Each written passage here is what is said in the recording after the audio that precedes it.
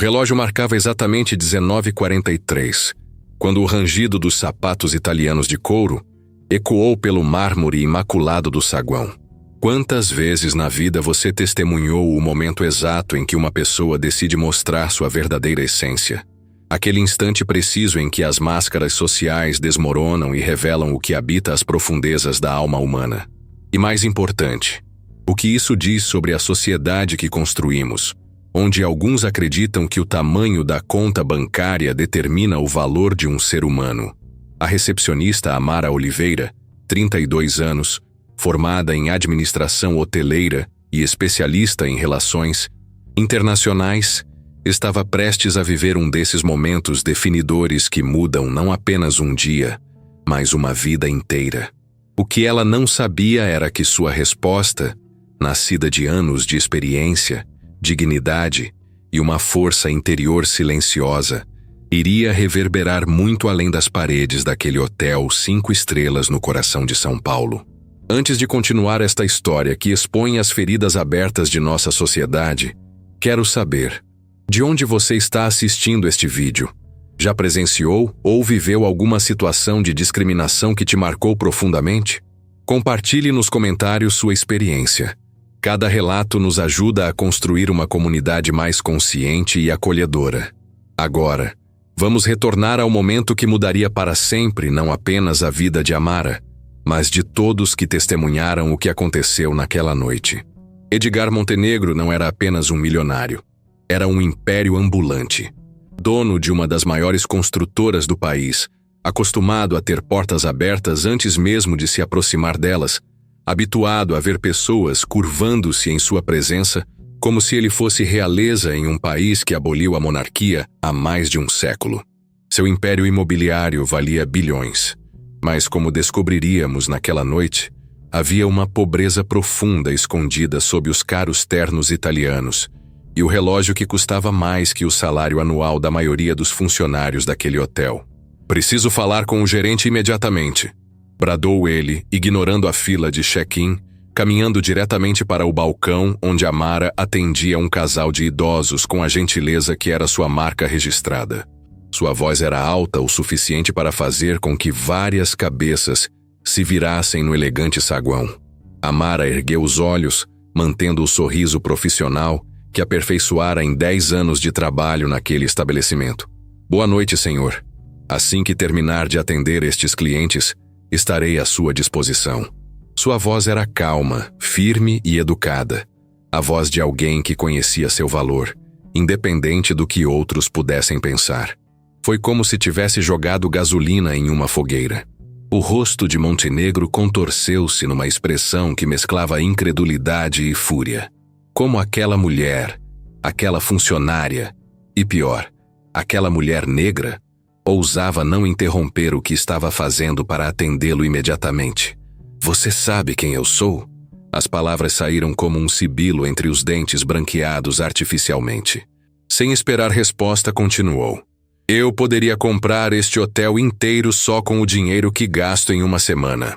O saguão, que segundos antes fervilhava com conversas animadas e o tinir de taças de champanhe de boas-vindas, mergulhou em um silêncio constrangedor. Os olhos dos presentes alternavam-se entre o homem furioso e a recepcionista que, impressionantemente, não perdeu a compostura.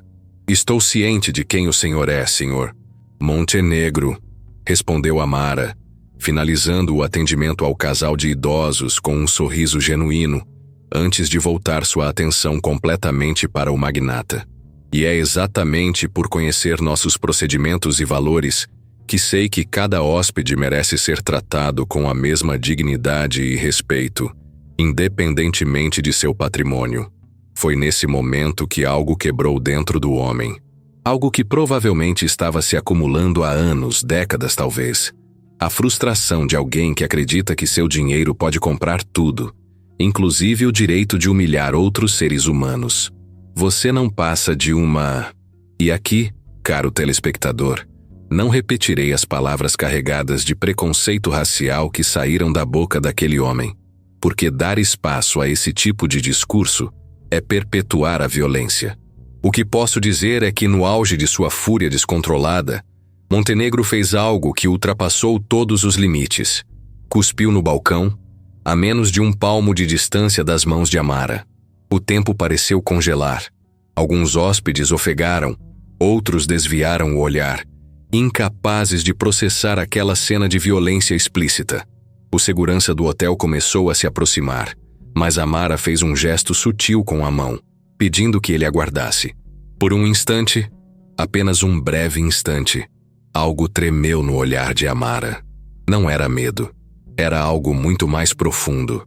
Era o peso de gerações de ancestrais que sofreram humilhações semelhantes. Era o eco de vozes silenciadas ao longo da história.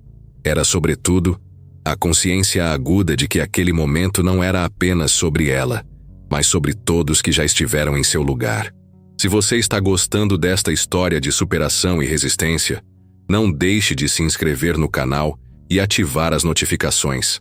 Trazemos semanalmente relatos reais que nos fazem refletir sobre nossa sociedade e as pequenas grandes revoluções que acontecem no cotidiano. Agora, vamos continuar com este momento extraordinário que mudou para sempre a dinâmica daquele hotel luxuoso. Amara respirou fundo, pegou um lenço de papel e, com movimentos deliberadamente lentos e precisos, limpou o balcão. Seus olhos nunca deixaram os de Montenegro, não como um desafio, mas como um lembrete silencioso de sua humanidade indestrutível. Senhor Montenegro, começou ela, com uma voz que, surpreendentemente, não tremia. Em meus 10 anos trabalhando neste hotel, aprendi que a verdadeira classe não tem relação com o saldo bancário, mas com a forma como tratamos outros seres humanos.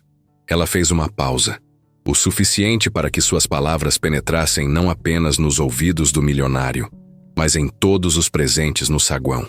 O senhor mencionou que poderia comprar este hotel. Talvez seja verdade, mas há algo que o senhor jamais poderá comprar, não importa quantos bilhões acumule: o respeito genuíno dos outros. Esse, senhor, precisa ser conquistado, não comprado. A simplicidade e a verdade contidas naquelas palavras pareceram ecoar pelo mármore do piso, pelas colunas ornamentadas, pelos candelabros de cristal. O silêncio que se seguiu não era mais de constrangimento. Era de admiração, de reverência quase. Naquele momento, as portas do elevador privativo se abriram e Joaquim Mendes, o proprietário do hotel, emergiu. Tendo sido alertado pela equipe de segurança sobre o tumulto no saguão, ele viera pessoalmente avaliar a situação. Joaquim era conhecido por sua postura impecável em situações de crise. Afinal, não se constrói um império hoteleiro sem saber lidar com hóspedes difíceis. Todos esperavam que ele imediatamente se desculpasse com Montenegro, talvez até demitisse Amara no ato para apaziguar o poderoso cliente. Era o caminho mais fácil, mais seguro do ponto de vista comercial. Era o que acontecia com frequência preocupante em situações semelhantes pelo país. Mas Joaquim havia ouvido tudo.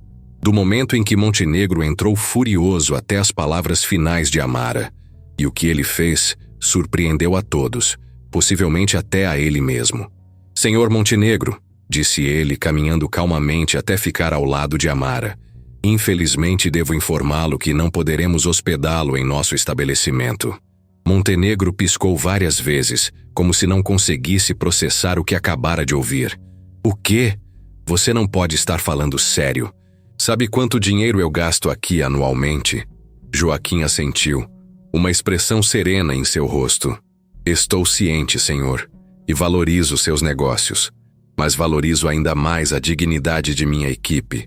Este hotel foi construído por meu avô, um homem que começou como garçom e trabalhou por décadas para realizar seu sonho.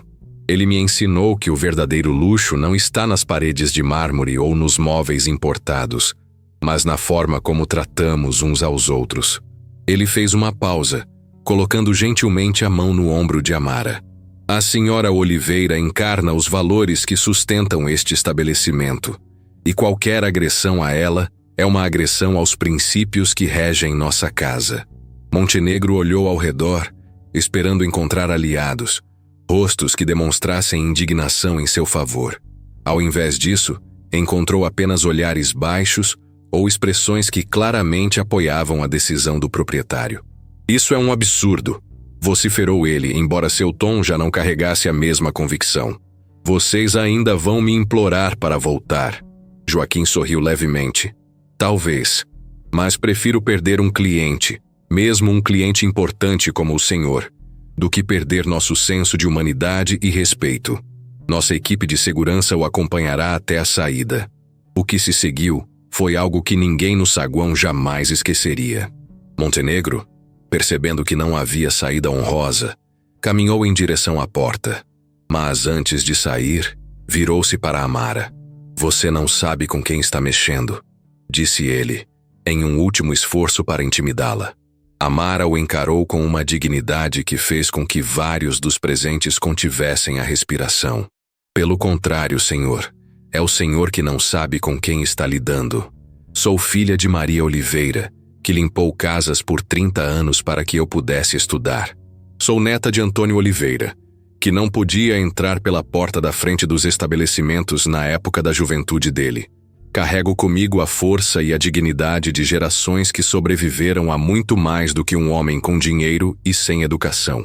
E desejo sinceramente que um dia o senhor encontre paz para a raiva que carrega. Quando as portas giratórias se fecharam atrás de Montenegro, algo extraordinário aconteceu. O saguão inteiro irrompeu em aplausos. Não foram aplausos protocolares ou educados. Foram aplausos genuínos, emocionados. O tipo de aplauso que celebra não apenas um ato de coragem, mas um momento de verdade coletiva. Uma senhora idosa, hospedada havia semanas no hotel, aproximou-se de Amara com lágrimas nos olhos. Minha querida, em meus 78 anos, poucas vezes vi alguém defender sua dignidade com tanta graça e força. Você me lembrou que nunca somos velhos demais para nos posicionarmos pelo que é certo. Joaquim, que observava a cena com uma mistura de orgulho e emoção, chamou Amara para uma conversa privada em seu escritório mais tarde naquela noite. Ela talvez esperasse um agradecimento formal, talvez até um bônus por ter lidado tão bem com uma situação tão delicada. O que ela não esperava era a proposta que recebeu. Amara, disse Joaquim, depois de pedir que ela se sentasse. O que aconteceu hoje me fez perceber algo que provavelmente já deveria ter percebido há muito tempo. Este hotel precisa de uma liderança que encarne os valores que defendemos, não apenas na teoria, mas na prática diária. Ele fez uma pausa, como se escolhesse cuidadosamente as palavras seguintes. Gostaria de convidá-la para assumir a gerência geral do hotel. Seu conhecimento técnico é indiscutível, mas o que você demonstrou hoje, integridade, compostura sob pressão, a capacidade de transformar um momento de ódio em uma lição de dignidade, isso não se aprende em nenhuma universidade. Amara ficou momentaneamente sem palavras, o que era raro para alguém tão articulada. Sr. Mendes, eu não sei o que dizer. Diga sim, respondeu ele simplesmente. E chame-me de Joaquim. Afinal, a partir de agora, trabalharemos lado a lado. A notícia da promoção de Amara espalhou-se rapidamente não apenas pelo hotel, mas por toda a rede hoteleira. Em um setor onde pessoas negras raramente ocupavam posições de liderança, sua nomeação era mais que uma mudança individual. Era um sinal de que talvez, lentamente, as coisas estivessem começando a mudar. Mas a história não termina aqui, porque a vida raramente oferece finais limpos e definitivos. 3 semanas após o incidente, Amara recebeu um envelope em sua nova mesa de gerente geral. Dentro, havia uma carta manuscrita. Ao ver a assinatura, seus olhos se arregalaram. Edgar Montenegro. Com o coração acelerado, ela começou a ler. Senhora Oliveira, as palavras que se seguem são, possivelmente, as mais difíceis que já escrevi em minha vida.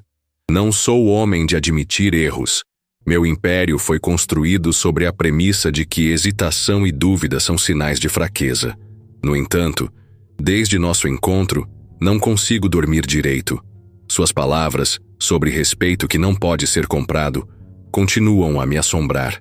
Cresci em um ambiente onde o valor de uma pessoa era medido exclusivamente por suas posses. Meu próprio pai me ensinou que o mundo se divide entre aqueles que servem e aqueles que são servidos. Nunca questionei essa visão até agora. Não espero seu perdão, nem estou pedindo para voltar a frequentar o hotel. O que peço é a oportunidade de reparar, de alguma forma, o mal que causei.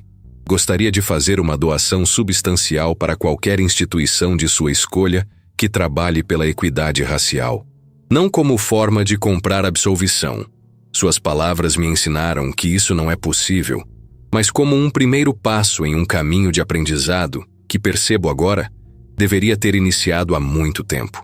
Respeitosamente, Edgar Montenegro. Amara releu a carta várias vezes, analisando cada palavra, buscando sinais de manipulação ou falsidade. Não encontrou. O que encontrou foi algo surpreendentemente humano. A vulnerabilidade de alguém que, talvez pela primeira vez na vida, estava sendo forçado a confrontar seus próprios preconceitos. Após dias de reflexão, ela respondeu: não aceitou a doação, pelo menos não nos termos propostos, mas sugeriu algo diferente. Que Montenegro financiasse um programa de estágios remunerados para jovens negros da periferia dentro de sua própria empresa, oferecendo não apenas experiência profissional, mas um caminho real para posições de liderança. O dinheiro é importante, escreveu ela, mas mais importante é a transformação das estruturas que perpetuam a desigualdade. Se o senhor está realmente comprometido com a mudança, comece por sua própria casa. Para sua surpresa, Montenegro não apenas aceitou a proposta, mas expandiu-a. Em 6 meses, o programa já havia incorporado 30 jovens talentos que, de outra forma, provavelmente nunca teriam acesso a oportunidades naquele setor. 1 ano depois do incidente, Amara recebeu um convite para participar da formatura da primeira turma de estagiários. Hesitou muito antes de aceitar, mas algo lhe dizia que sua presença era importante, não para Montenegro, mas para aqueles jovens que estavam começando suas jornadas profissionais. Na cerimônia, ela observou de longe enquanto Montenegro entregava os certificados, apertando a mão de cada jovem com o que parecia ser genuíno respeito. Quando seus olhares se cruzaram pela primeira vez desde aquela noite no hotel, não houve hostilidade, nem constrangimento. Apenas o reconhecimento silencioso de 2 pessoas que, por caminhos muito diferentes, estavam tentando contribuir para um mundo um pouco melhor. Amara não se tornaria amiga de Montenegro. Algumas feridas são profundas demais para permitir esse tipo de reconciliação. Mas naquela tarde, enquanto observava os rostos orgulhosos dos jovens e de suas famílias, ela entendeu algo profundo. Às vezes, a resposta mais poderosa à violência não é mais violência, mas a recusa em permitir que o ódio defina quem somos e o que podemos nos tornar. E talvez seja essa a lição mais importante desta história. O verdadeiro poder não está na capacidade de humilhar ou subjugar outros, mas na força interior que nos permite manter nossa dignidade, mesmo diante das piores provocações, e usar esses momentos não apenas para nossa própria afirmação, mas para abrir caminhos para aqueles que virão depois de nós. 2 anos após o incidente, o Hotel de Joaquim tornou-se conhecido não apenas por seu luxo, mas por suas políticas progressistas de contratação e promoção. Sob a liderança de Amara, criou-se um ambiente onde a excelência no atendimento caminhava lado a lado com o respeito incondicional pela dignidade de cada funcionário, independentemente de sua posição ou origem. Em um setor muitas vezes marcado por hierarquias rígidas e relações desiguais de poder, o estabelecimento tornou-se um modelo a ser seguido, prova viva de que princípios éticos e sucesso comercial não são mutuamente exclusivos, mas podem, na verdade, fortalecer-se mutuamente. Quanto a Montenegro, seria exagerado dizer que ele se transformou completamente. Preconceitos enraizados ao longo de décadas não desaparecem da noite para o dia. Mas algo havia mudado nele. Uma fissura havia se aberto em sua visão de mundo, permitindo que novas ideias e perspectivas começassem lentamente a penetrar.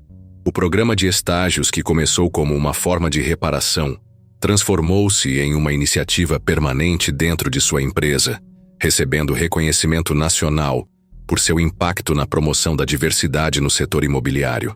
Em uma entrevista rara a uma revista de negócios, Montenegro surpreendeu a muitos ao dizer: "Meu maior erro foi acreditar que sucesso financeiro e poder eram a mesma coisa. Demorei 60 anos para aprender que verdadeiro poder é a capacidade de reconhecer a humanidade em cada pessoa, independentemente de sua posição social. Para Amara, a maior vitória não foi sua promoção pessoal, ou mesmo a mudança aparente em Montenegro. Foi saber que sua reação naquela noite, a recusa em baixar a cabeça, a insistência em ser tratada com dignidade, havia criado ondas que continuavam a se expandir, tocando vidas que ela nunca conheceria pessoalmente. Como disse sua mãe, Maria, quando soube de toda a história: "Filha, quando você defende sua dignidade, não está defendendo apenas a si mesma, está defendendo todos que vieram antes de você e abrindo caminho para todos que virão depois."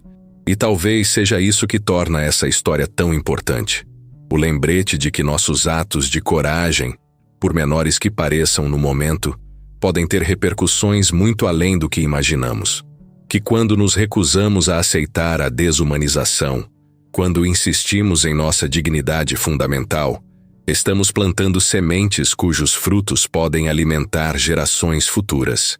Se esta história te tocou, se ela ressoou com suas próprias experiências, ou te fez refletir sobre o poder das palavras e ações individuais para transformar realidades, compartilhe este vídeo com alguém que precisa ouvi-la. Inscreva-se em nosso canal para mais histórias reais que iluminam os cantos muitas vezes invisíveis de nossa sociedade. E lembre-se sempre, em um mundo que frequentemente nos convida a esquecer nossa humanidade compartilhada, o ato mais revolucionário pode ser, simplesmente, recusar-se a esquecer. Recusar-se a aceitar que o valor de uma pessoa possa ser medido por qualquer coisa, além de sua dignidade inerente como ser humano. Como dizia a avó de Amara: "Filho, você pode perder tudo na vida. Seu dinheiro, sua casa, até mesmo pessoas que ama. Mas há uma coisa que ninguém pode tirar de você, a menos que você permita: sua dignidade. Guarde-a como seu bem mais precioso."